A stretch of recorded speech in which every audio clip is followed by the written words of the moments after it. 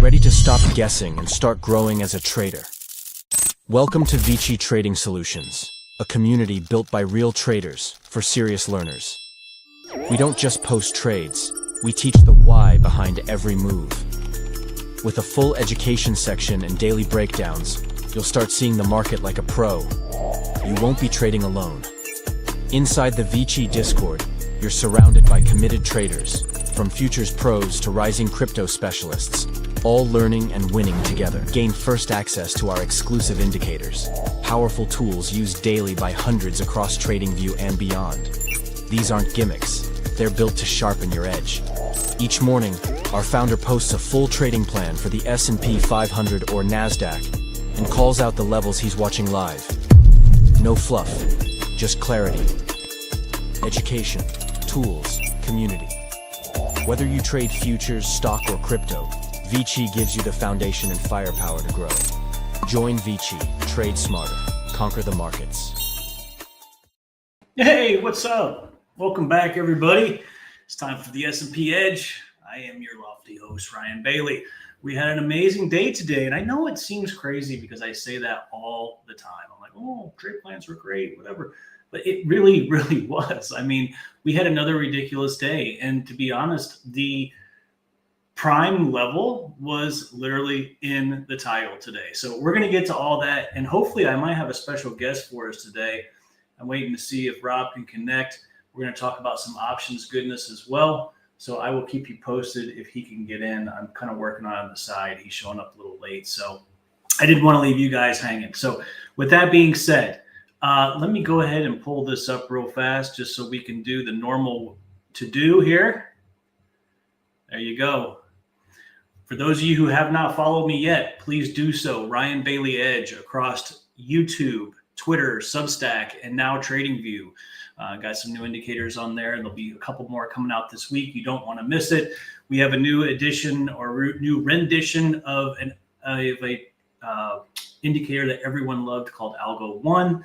It's going to be coming out called Algo Edge. Rob is in the process of making some tweaks to it to make it ever better than ever. So make sure you follow me on TradingView as well, and I will certainly send a post out to keep everybody in tune with what's happening. So hopefully he's going to be able to come in here, and we're going to be able to talk a little options jazz here in a little bit. So I think that'll be fun. But in the meantime, what a day. I mean, I only took one trade today, and I wasn't so sure we were going to get it. So hopefully all that you guys, I know that we had a great day in the room. Obviously, I can monitor everyone there. And so, big ups to everybody who took advantage of this. Like I said, there was only one trade set up for me today, but there was certainly money to be made both ways. So let's get right into it, talk about that, and let's get on to some fun stuff, huh? All right, so let me see what we got here. Let's see what we can do. Well, let's start with our market context, shall we? Rob, if you're watching this, let me know if you have any issues getting in. I'm keeping an eye on the Discord just in case, okay? So here we go. So right out of the gate today, this is the picture that I included in the Outlook on the 4-hour chart this morning, which is, okay, cool, Rob. That's cool. So this is the picture I always include. I always do a 4-hour all by itself, a 1 hour. Sometimes I throw some other stuff in there. But today, this was the 4-hour that I threw in there today. Obviously, above 46, we were moving up. And then essentially below 10, we moved down. And you can see I had our critical level here at 20 highlighted. And obviously 46 was something I talked about in the trade plan as well. So last night, we positioned ourselves for a move higher. We have extremely large bullish imbalance that could take us all the way up to 39.36. Guys, that's still there, by the way. Just because we didn't get it today doesn't mean we won't. We are coiled tight. So my bias is strictly long. So we want to play to trend. We are maintaining our bullish posture above the 68.0550 line in the sand. What's up, Rob? I'll have you on in a second. I'm glad you made it. All right. So that is kind of how we started our day. And coming into this, it was one of the things I just want to show you guys before we even kind of get going here was, look at this. This was the name of our trade plan today, guys. We had literally, it was in the title, the 68.22 prime buy spot. And as you can see, it was even one of the locations that we highlighted here. So getting into the day, we started the day way up here. I didn't know exactly how it was going to go. There's no way to know. But one thing I did know for sure was this is the only thing that I wanted in life right here. I even posted this on Twitter. I said, my dream scenario for ES this morning is I'm sitting here just twiddling my thumbs, waiting for a setup. A boy can dream, right? And so right down here, I had our 20 spot all highlighted just to kind of see what happened. And it's always fun to do the before and afters. I always worry about them biting me in the ass, but so far so good. So that's always fun. So that was kind of how I started the day because I wasn't exactly sure how it was going to go. Okay. So here was our first resistance of the day, right on the trade plan. We had the 1 hour here at 53, but more importantly, what I was really looking at was Rob's options levels here. Rob had a fantastic options level of 56. It was also yesterday's high of the day. We missed it by 5 ticks. It was close enough where I'm going to call it a hit. And it paid 13 points on the pullback. I know some guys in the room took this, and so kudos to you guys. All right.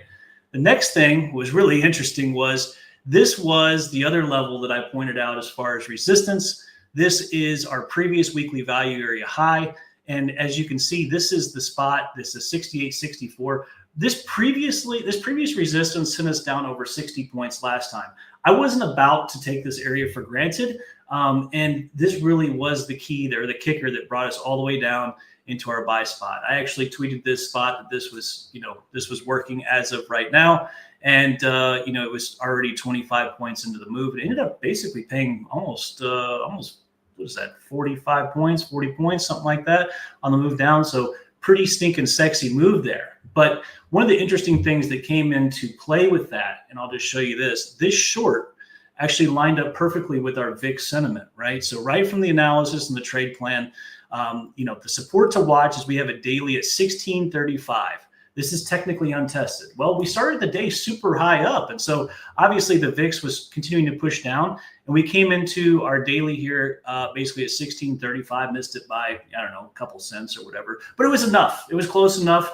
And it dropped the ES, as you know, they got pummeled like 40 points straight down. And at the time, when you're looking at this, you don't know exactly what's going to happen, right? Like all we know is like, hey, we are getting smoked on the ES and we're coming off of a daily on VIX. So we need to be super careful. And I'm going to show you guys actually what it looked like in the moment. And you could see why I'm like, man, guys, look at this daily. Look at this pop. I mean, I'm sitting here and I know this daily didn't gain. I know we're moving down. So in my heart of hearts, I'm telling myself, This is just a small pop. They're getting a liquidity pop on VIX. Hopefully we come into my leg and it all works out good, right? And so, but I was scared. I'm not going to bullshit. I mean, I was telling everybody in the room, like, you got to be careful, guys, because, you know, a lot of people are watching me and they rely on me to make accurate decisions. And the last thing I want to do is steer people wrong. So I always have to be careful. And the same applies for this stream. So, and let me just go ahead and throw this out here too. This was an interesting spot. So in today's analysis, I actually put in SPX levels and analysis as well. And this was the higher end. This was our 68.45 resistance up here. So you can see, you know, I'm talking about there's a huge 68.45 weekly on here. We gained this on Friday, but don't assume that we can't come down, right? So the untested resistance was a 68.45 weekly, and this was the high. Essentially, well, they poked a little bit above it on the second time up, but this was essentially the high of the day. So that worked out awesome. Super awesome. Yes. Love that. All right. So here we go. So here is our long setup. So this comes right out of the trade plan, guys. This was the 1 hour picture that I posted with the trade plan this morning. As usual, I highlight all the significant areas from the left and the right, just to show everybody we get above this, we push up, we get above this, we push up. And I don't know if you can see this arrow where that's taking you. That literally took us right to 64. I was pretty certain, I'm like, that area is probably going to get some love. So I drew an arrow to there and then drew another one like, hey, if we get above that, then we'll go, right? Because I mean, I do these little cues. That's just the way I think. But, you know, if you were looking at this and now you can understand, like, hey, he drew an arrow to there and it stops, right? And he drew another arrow assuming, okay, like if I just thought it was going to keep going, I would have drawn one. So long story short, we got this big box down here, right? And then if it goes below that, we were coming down. So our prime buy spot, the alpha long, right? 68.19 through 24. We had so much shit down there. It was ridiculous. A highly confluent area, 1 hour, daily, 4 hour, Globex POC, a large put wall. We talked about this area a lot yesterday. This was the same area that we got long above 22 yesterday that sent us up to the highs that we took up. This area was prime. And then last night when they held the lows and popped back up, they gave us a nice solid 4 hour close above 46 and continued to push up higher in the morning. And I was very confident coming into this spot, which I had every reason to be. And as you can tell, I was so confident that it's even in the title for the trade plan. So, you know, I mean, AI is funny. I use Gemini to do all this, but it clearly picks up on my hints, right? And my cues as I say, man, this is sexy as hell. Like I put my transcript in there and it just kind of spits it out the way that it hears it or that it makes sense to that. So that was really fun. And here is really how it played out. Let's see what we got. Oh, dream come true, dream long me. Here we go. All right, so as usual, I got a little heavy on this one. And, you know, I was buying all the way into 24 into 19. This was the 1 hour low here. You can see my stops were at the low. Once we started to get a little love here, all my ads went above the local low. And we kind of just let this ride. And I let this go as far as I could. We basically made it up to here. By the time I was done, I only had 5 left. We ended up coming back down. But this was an absolute banger. You hear me? Absolute banger. Okay, sorry, I had to do that. All right, so anyway, so with that being said, I have nothing but good things to say, right? And then, of course, you know, on top of that, you know, at this point, this was my dream scenario, and the prophecy was foretold, right? It all worked out perfect. And I wasn't even sure we were going to get the damn trade. We started so high, but I was patient, and that is the only trade we took today. Or at least it's the only trade I took today. And I have to tell you, and I was, as you can see, I'm still posting this. This was my runner here. I was just had one trying to get to the highs. We couldn't get it. But damn, that was a sexy ass leg, right? Sexy legs. I love legs. That's about all I know is legs. So I love them, and it was great. And we had a very volatile day, actually, which I was surprised coming into the day. But when you look at it in a nice, tidy, beautiful little package, we had one of the nicest balanced days I've seen in a long time. We had a great high with 2 blocks. We had a low with 3 blocks, which technically is excess, but I'm going to call it good. I mean, this was a beautiful profile. And it really just the way it turned out was gorgeous. I am super impressed. And, you know, one of the things that, you know, that was the day. But again, we balanced inside of balance. Okay. And really, this thing is coiled pretty tight for a move. Before I bring Rob on, I'm going to show you one thing real quick. This is SPX here. And, we're doing one of two things, guys. We're either destroying out to come down, or we are coiling tight for another pop higher. And right now, it looks like we could be coiling for another pop higher. We'll see. I mean, right now, this thing is accepting value up here, and we could push up easily tomorrow. We'll see what kind of news we have. We obviously on SPX have an untested daily at 68.67. And ultimately, if they decide to come down, we've got a lot of high time frame support down here. One of my favorites being 67.60. And again, they do this a lot, right? They have these huge moves up, 350 points we did in 1 week, which was the most bullish week of the year, which is the week of Thanksgiving. Are we going to sit up here and accept value and push higher, or do we sit up here and pull back before the next move up? That remains to be seen. We'll have to see where we open tomorrow, and we'll get with the trade plans. But I just wanted to show you guys that right now we are without a doubt building value up here to go one way or another. They are coiled tight. And we gained on the weekly. So we have every reason to believe that we're going to continue to move up. And just to show you this, I'll pull this down for one last hurrah. This is our weekly TPO that we discussed on the weekend review. We have a massive bullish imbalance that takes us all the way up to 69.36. And so as we balance up here in this value, I mean, we have just been really just building lots of value. And so they really have an opportunity to push this higher and really just kind of make new all-time highs coming into the year's end. So I certainly think that's what's going to happen. But again, we take it day for day. We're not here to predict. And so now that my spiel is done, let me bring on the brains of the operation. I'm just a pretty face. So here's the real guy. There he is. What's up, Rob? Woo! Hey, what's up, my man? How are you? I'm good. It's nice to have you on. We've been trying to do this for a while. Hang on. I know. It's just like right at that time because I'm in a weird time zone. So you're in Arizona, so it's a lot different for you. Like for me, it's almost it's 5:30 here. So here you go. Hang on. Let me put this up here for you.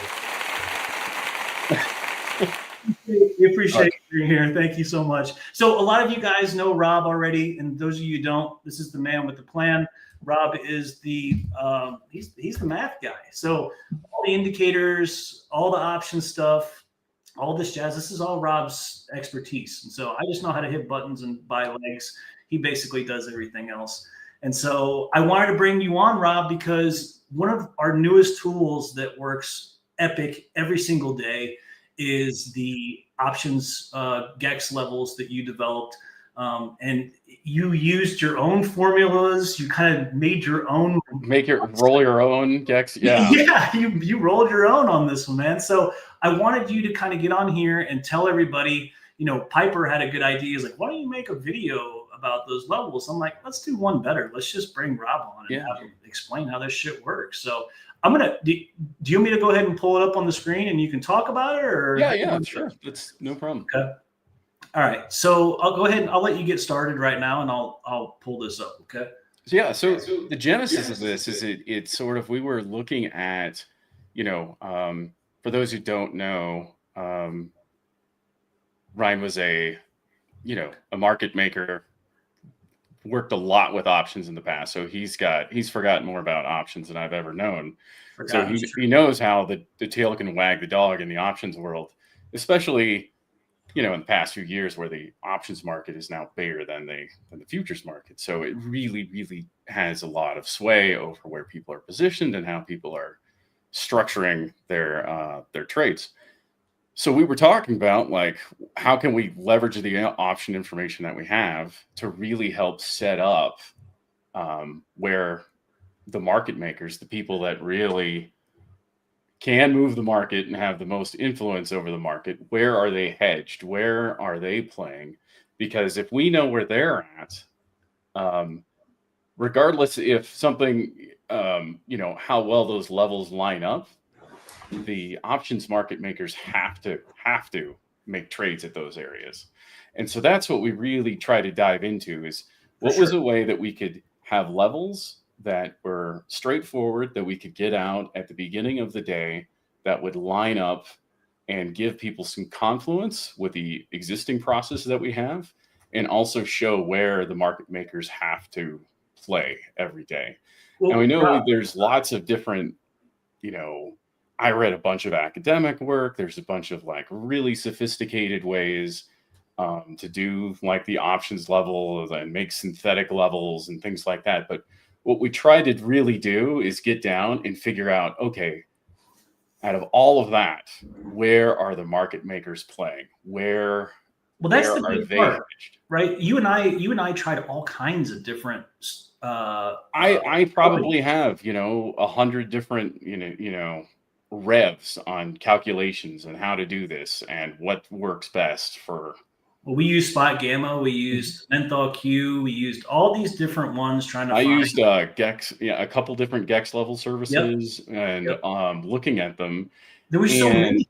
There were so many levels. there's so many, and honestly, one of the problems I struggled with is, especially if they had like intraday stuff, their levels would like fade in and out or float, and I couldn't have a great idea of like what the strength of any of those levels were, especially like different people have different approaches for what works for them. And I know like some of those bigger high-end calculation ones, they try to synthesize a bunch of different levels into one synthetic level. It's sort of like a normal distribution of several levels. And we were trying to find places that we want to be relatively close. Like we're trying to get within a couple points because, our edge is at the edges, and every time we're looking at stuff, we want it to be right at the ragged edge with the least amount of like overshoot or undershoot possible. So that's how we were like approaching this. And let's make something real clear, Rob. These aren't levels that you and I take blindly. I mean, we mark them on our chart, right? And we know where they're at, but unless they line up with something that comes out of our process, they're just another line on the chart. Or they're just another line on the chart. So you have to sort of incorporate these things into your process. Like that should be true for any of these things, right? Because you don't know when the random tweet's going to come out, or when some sort of news event is going to happen that sort of disrupts the auction and everyone's like shuffling the deck chairs. But without like diving into exactly how you did all this, can you give us the Cliff Notes version of what it's doing and what we're looking at? Because so right now, essentially, the way this is how I send it out in the morning. Mm-hmm. I mark the put walls, I mark the call walls. This is from yesterday, and then obviously we have a pivot. Usually, the pivot is the deciding factor of if things continue to move up and down. Then we've got our walls on each side. Then we've got the gamma flip, right? And so for those of you who understand what gamma regimes are, let me just kind of throw this out there before I let Rob run away. Gamma regimes are the logic is interesting. So this is dealer positioning or market maker positioning. When you're in a positive gamma environment, that usually means we're going up.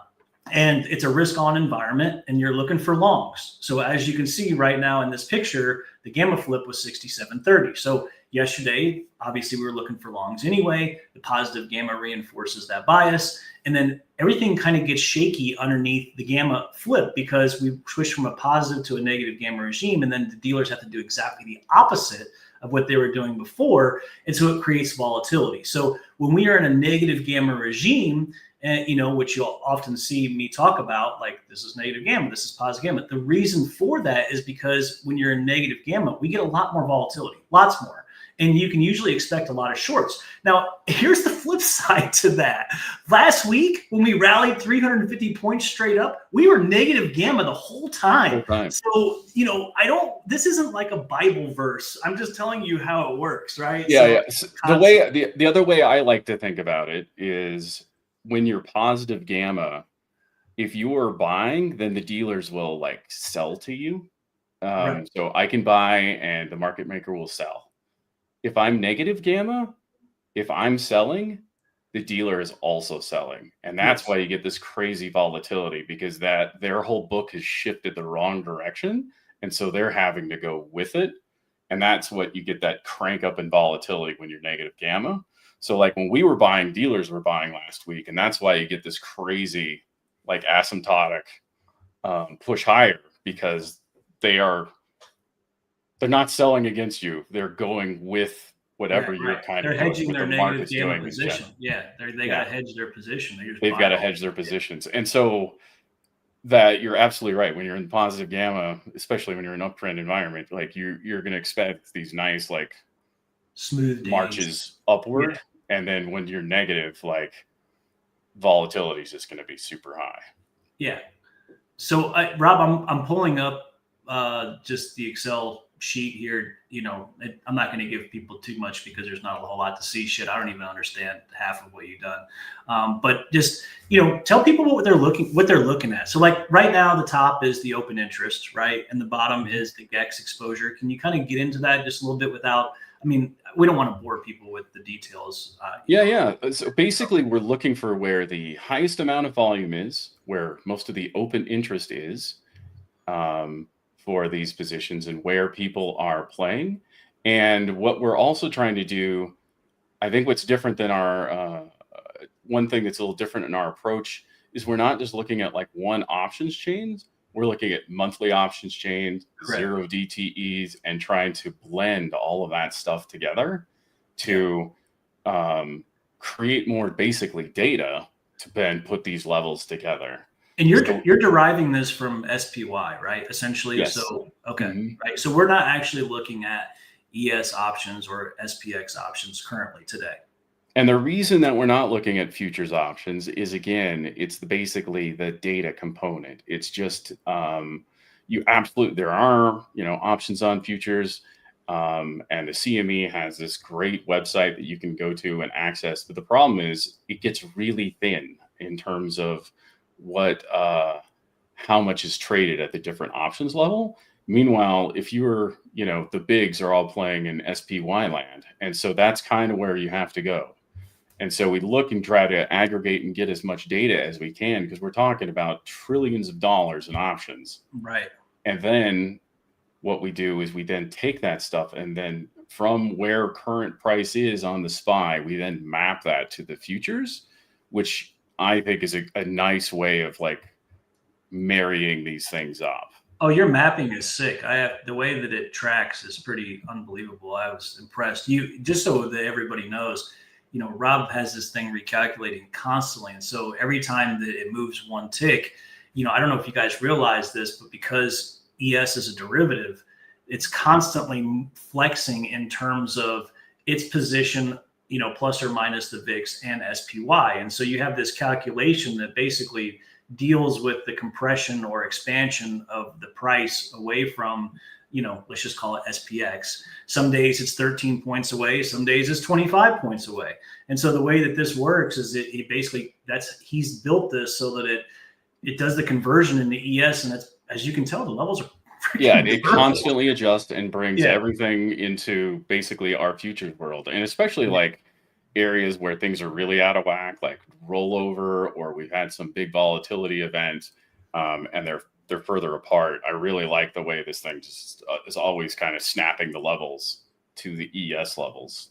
No, it's fantastic. It's fantastic. So just to show people, and again, like I said, I don't even understand a lot of this. This is kind of your brainchild here. But right now, I mean, a lot of people are pulling full options from, all years, everything that's available, whatever.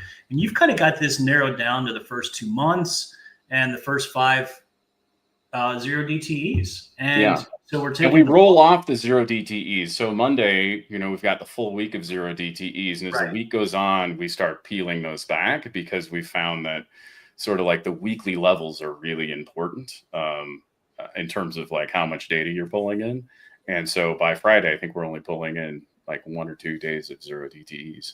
Yeah, I think you pull in Friday and Monday, basically. Friday and Monday, because of people's basically the thinking behind it originally, and then it's proved out in how it's worked, is that a lot of people will hedge their weekend risk on Monday, so they're looking at on that stuff. That makes sense.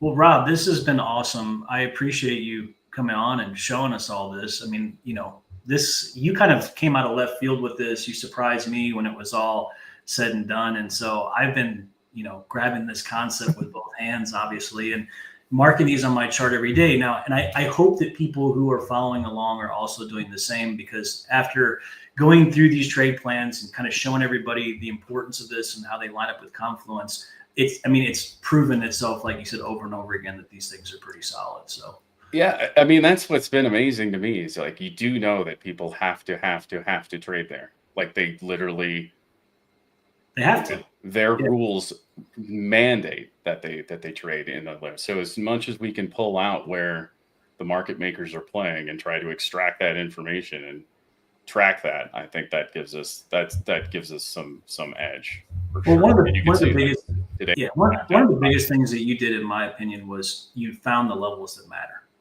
And Yeah. because with all the services that you and I have tried, they literally give you 20 levels, and then you're like, okay, which one lines up with what I got? Which one works today?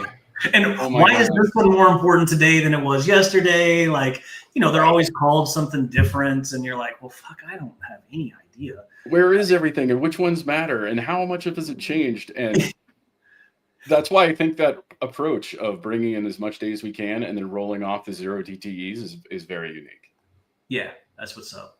So, well, thanks so much for coming. Do you have anything you want to add? I mean, I usually try to keep this tight within 30 minutes. No, this is great. Thank you so much. I know we ran over your time, but thanks for having me on. This was fantastic. Sometimes we do 40 minutes, whatever, but I usually, try to keep it tight. So, I'd love to have you back. I mean, please don't be a stranger. I know it's a weird time zone for you, it's probably only like 3:30 at your house right now. Yep. You got kids getting out of school and stuff. Exactly. But let's try to at least come on once a week and come here and bullshit a little bit with me. Oh yeah, that'd be great.